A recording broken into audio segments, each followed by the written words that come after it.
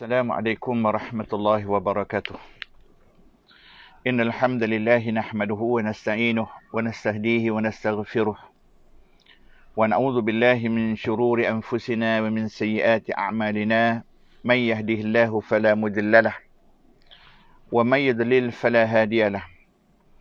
Asyhadu an la ilaha illallah wahdahu la syarika lah wa asyhadu anna sayyidana Muhammadan abduhu wa rasuluh.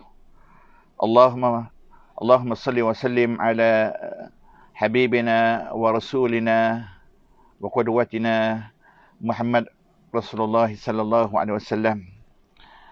Muslimin, muslimat yang dirahmati dan dikasihi oleh Allah Subhanahu wa taala sekalian, alhamdulillah kita panjatkan kesyukuran kepada Allah Subhanahu wa taala kerana izin dan rahmat daripada Allah Subhanahu wa taala. Sekali lagi pada pagi ini kita dapat bersama-sama dalam siri kuliah online kita, membicarakan hadis-hadis yang berkaitan dengan keindahan dan kecantikan Islam. Dan di antara keindahan dan kecantikan Islam yang akan kita bicarakan pada pagi ini ialah Islam agama yang sangat bertanggungjawab. Ya. Islam agama yang penuh dengan tanggungjawab, yang perlu dilaksanakan oleh orang-orang yang diberikan amanah sebagai pemimpin. Ya. Islam tidak membenarkan orang-orang yang menjadi pemimpin hidup dengan kekayaan, hidup dengan kelekaan tanpa menghiraukan orang-orang yang berada di bawah pimpinannya. Kerana itu, marilah sama-sama kita merenungi sebuah hadis Nabi SAW. Hadis daripada Abi Maryam Al-Azdi. Qala sami'tu Rasulullah SAW yaqul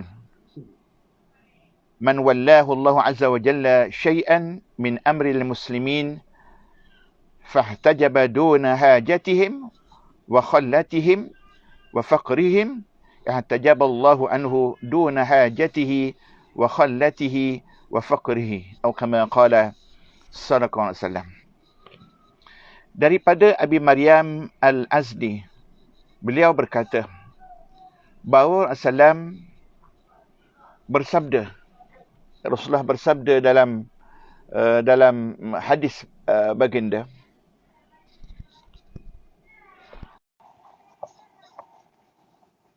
di mana Nabi bersabda, barang siapa yang Allah Azza wa Jalla menyerahkan kepadanya sebahagian urusan orang Muslim. Dan sabda Nabi, sesiapa yang Allah Ta'ala serahkan kepadanya urusan orang Islam. Maknanya Allah Ta'ala serahkan kepadanya urusan kepimpinan. Maka, namun kata-kata Nabi, dia menutup diri dari melayani keperluan mereka. Mana yang dipilih menjadi pemimpin tadi tidak melaksanakan tanggungjawab seorang pemimpin, tidak menjaga kebajikan orang yang berada di bawah pimpinannya dan kefakiran mereka. Tidak menghiraukan masalah miskin ke dia, kaya ke dia, senang ke dia, susah ke dia. Pemimpin ini ataupun orang yang berikan amanah ini tidak mengambil berat tentang urusan orang yang berada di bawah pimpinannya.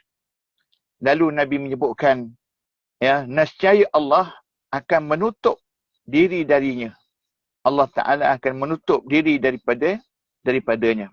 Maknanya Allah Subhanahu Wa Ta'ala tidak akan menolongnya, Allah Subhanahu Wa Ta'ala tidak akan membantunya, dan Allah Subhanahu Wa Ta'ala tidak melayani keperluannya serta kefakirannya pada hari kiamat. Maknanya pada hari kiamat mereka hidup dalam keadaan fakir. Pada hari kiamat mereka hidup dalam keadaan tidak mendapat bantuan dan pertolongan daripada Allah Subhanahu Wa Ta'ala. Hadis diriwayatkan daripada Sunan Abu Daud, hadis yang ke-2559, dan hadis ini adalah hadis sahih. Di mana daripada hadis ini kita dapat menyelip beberapa pengajaran yang sangat penting sebagai panduan dalam kehidupan kita. Yang pertama, setiap orang yang diberikan tanggungjawab kepimpinan. Setiap orang yang diberikan tanggungjawab kepimpinan perlu memiliki sifat amanah. Sifat amanah adalah sifat yang penting bagi seorang pemimpin. Ya. Sebab Nabi sebut, "Idza duyi'atil amanah fantaziris sa'ah." Bila dia sia-siakan amanah, tidak diambil barat tentang amanah, bahkan amanah digunakan untuk mengauk keuntungan dan kekayaan, fantaziris sa'ah, kata Nabi. Maka tunggulah saat kehancurannya. Ya. Sebab itu seorang pemimpin bukan salah untuk menjadi pemimpin. Bahkan pemimpin boleh memudahkan baginya memasuki syurga. Tapi kalaulah seorang pemimpin tidak melaksanakan amanah, maka dia berada dalam keadaan kemurkaan Allah Subhanahu Wa Taala.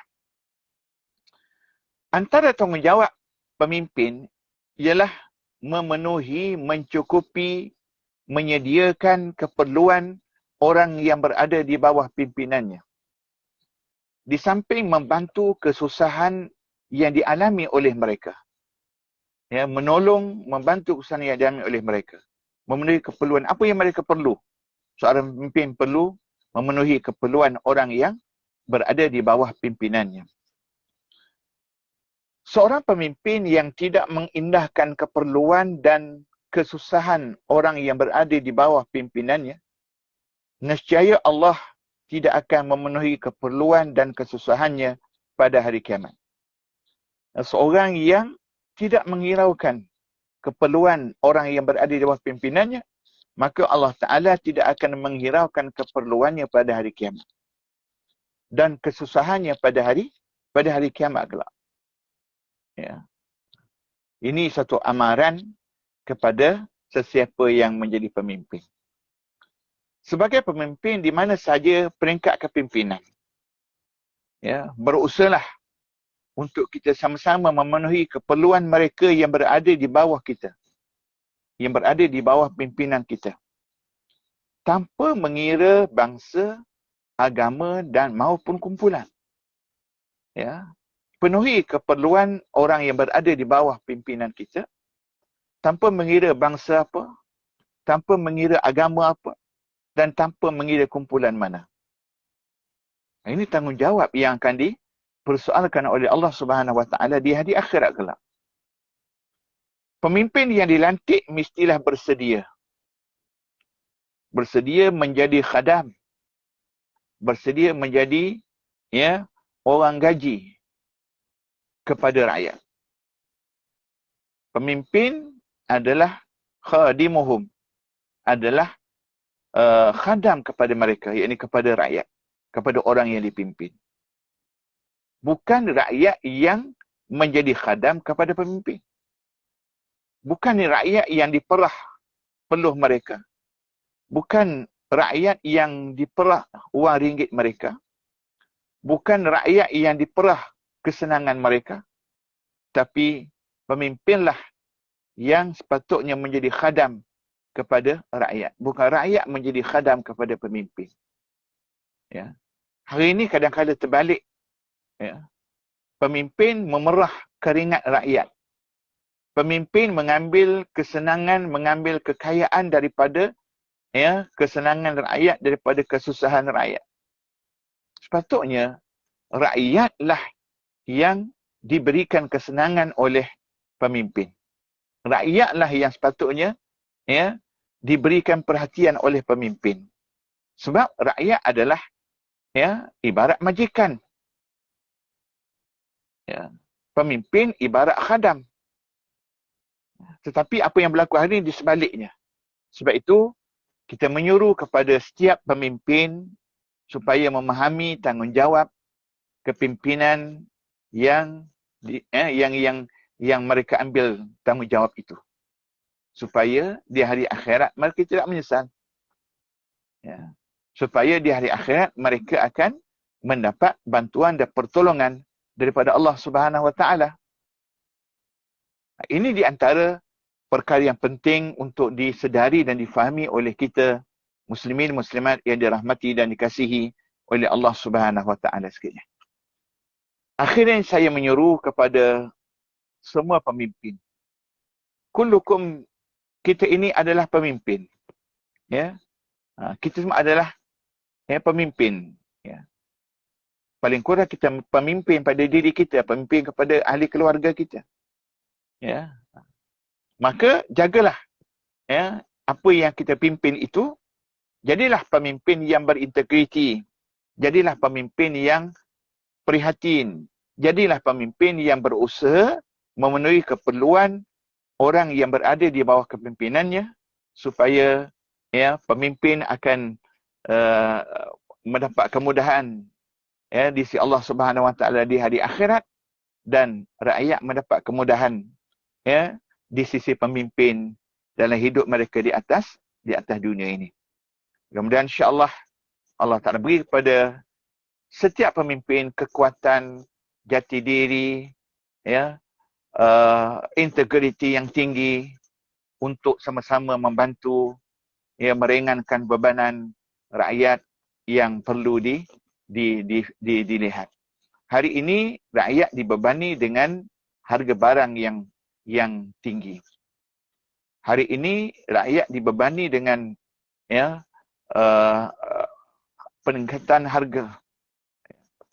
Maka setiap pemimpin yang diberikan amanah, mereka perlu memikirkan bagaimana rakyat terlepas daripada bebanan ini. Bagaimana mereka boleh mengolah khazanah dan harta negara supaya ianya tidak akan membebani rakyat. Rakyat dapat merasai sama khazanah negara. Ini di antara cabaran yang sedang dihadapi oleh pemimpin pada hari ini. Mereka tidak boleh mengeluh kerana mereka yang dengan sukarela untuk menjadi pemimpin. Mereka tidak dipaksa untuk menjadi pemimpin, tapi mereka memilih untuk memimpin dengan sukarela. Maka laksanakan tanggungjawab itu dengan sebaik-baiknya. Sekali itu untuk pagi ini, insya-Allah bertemu pada pagi besok dalam siri ruangan yang sama. Ma asabana min hasanatin faminallah wa ma asabana sayyi'atin famin anfusina. Aqulu qawli hadza wa astaghfirullaha li wa lakum. Assalamualaikum warahmatullahi wabarakatuh.